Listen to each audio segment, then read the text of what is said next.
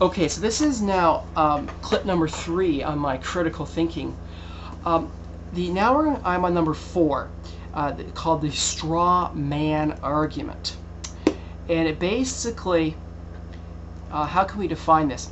You can define it as substituting an exaggerated or distorted version for the real version that a person presents. It basically, or it can be defined as creating an artificially inflated version of a position, usually your opponent's position, in order to destroy it. So in order to destroy this artificially inflated version, and thereby claim to have discredited readily available but more defensible versions thereof. Sort of schematically, what it is you have person A in the argument makes position X. Okay. Now B is the opponent of A. B then presents position Y, and Y is this exaggerated, misrepresentation of X. Okay. Remember, X is the position that A, the opponent, takes. B then attacks Y, attacks the distorted version of X, and therefore then claims that X must be false or flawed or wrong.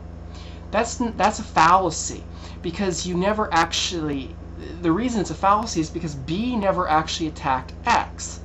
B just invented some other argument and attacked it and proved that it's false.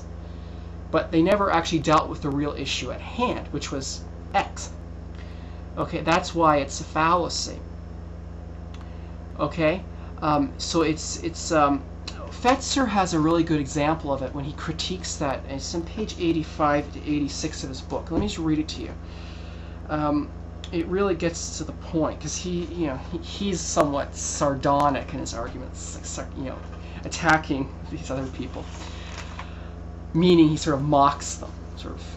He doesn't come out and say, he's trying to avoid being directly ad hominem, which is the personal attack, but you can sort of tell in his voice from the way he writes, he sort of thinks this other guy, this Dr. Artwall, is an idiot, basically.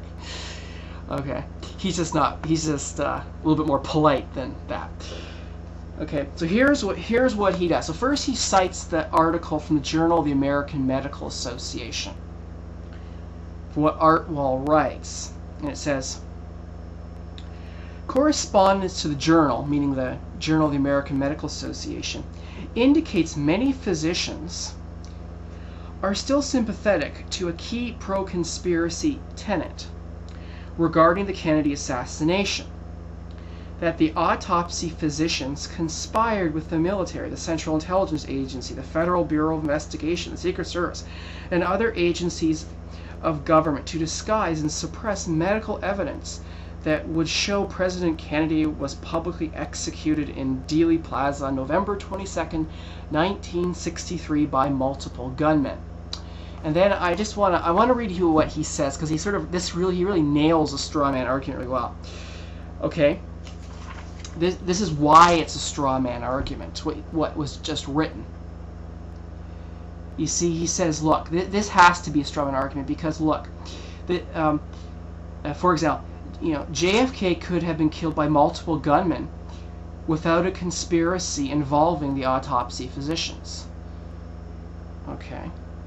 That the autopsy physicians could have been unwitting pawns. So in other words, what he's saying is all of this could have happened, and there could have been a conspiracy. There could have been multiple shooters, and it doesn't necessarily mean that there has to be a conspiracy involving the doctors as well, the autopsy physicians as well, or the autopsy physicians could have been forced to. They're unwitting pawns, so they really didn't have a choice to be involved in this. Even if it did happen. And also, it doesn't mean that, right, the entire military, CIA, and FBI has to be involved, right? Because, see, the original arguments imply that all of them had to be involved, but of course not all of them have to be, or only maybe a few members, a small rogue group of those organizations are involved, right? So that's what he's basically saying, right? Is that Artwall set up an extreme version and therefore is guilty of a straw man argument. Yeah, so I think that basically covers it. So let's go on to the next one. Ad hominem. Ad hominem means abusing the man. It's an attack of the person. The idea is to impugn, sully the motives of everyone, or of your opponent, right? So you're attacking your opponent of having, bad motives. Right, you appeal to the listener's prejudices, their emotions, their special interest. The key thing to an ad hominem argument is what you don't do, and that is you don't appeal to intellect or reason. And that's why this is a bad way of reasoning, right? Because you're avoiding reason, right? It's bad reasoning because you don't do any reasoning, right? You avoid reason, logic, or you attack the person's character. Or you attack, irrelevant qualities of the person, like their appearance. So I think when I was thinking about this, if you recall a couple years ago when Jean Chrétien was running for prime minister, and they ran attack ads against him because of his mouth, right, and how he talks, that would be a beautiful example of ad hominem, because it has nothing to do with what really matters, which is, how well did he manage the economy? How well did he deal with the Quebec separatism issue? How well did he, live up to his GST promise? Because he promised that he was, going to scrap it, I believe, and then he ended up keeping it.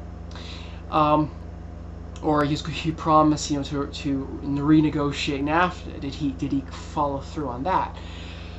Those are substantive issues that one has to look at, not what's wrong with how he talks. That's purely irrelevant to a logical, reasonable argument. So that would fall under the ad hominem classification. Okay, so I have 3 minutes. Let's try to squeeze in the slippery slope argument. Okay. So how do we define slippery slope? Slippery slope is defined as if, let's say, event A happens, then by a gradual series of small steps through, let's say, event B and C and D and E and F and all the way up to Z, eventually happens 2, okay? Then we say, should event Z happen? We say, no, Z is bad.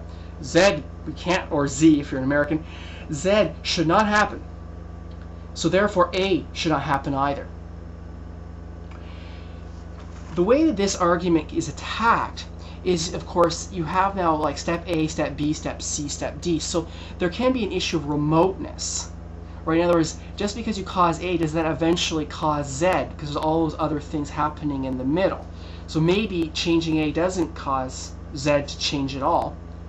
Right? Because there's so many steps in between. So maybe other things are happening. And are the links between A to B, then B to C, then C to D all strong?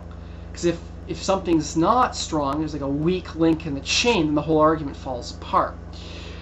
And so the example I found on the internet reads as follows. If we legalize marijuana, then we would have to legalize crack and heroin as well. And then we would have a nation full of drug addicts, and then everyone would end up on welfare. So therefore, we can't legalize marijuana. This is an example of a slippery slope argument because, first of all, there's no reason, just because you legalize marijuana, you now have to legalize all the other drugs. I mean, you could pass a law that says marijuana is legal, but heroin's still illegal. Or there's no reason why that just because you cause marijuana to become legal, you now have to legalize all the other drugs. So there's a problem between the linking of A to B.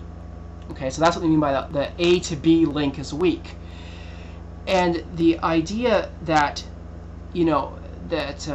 all these other things will happen, this remoteness problem. I mean, does it necessarily mean that just because you legalize marijuana, eventually everyone ends up on welfare and becomes an addict? I mean, I drink alcohol. Doesn't mean that all of a sudden I become an alcoholic. I'm not. So, this just can't work, right? It doesn't work that A eventually leads to B to C to Z. All those bad outcomes are not linked to the initial cause of legalizing marijuana. So this argument doesn't hold. Time's up. Next video.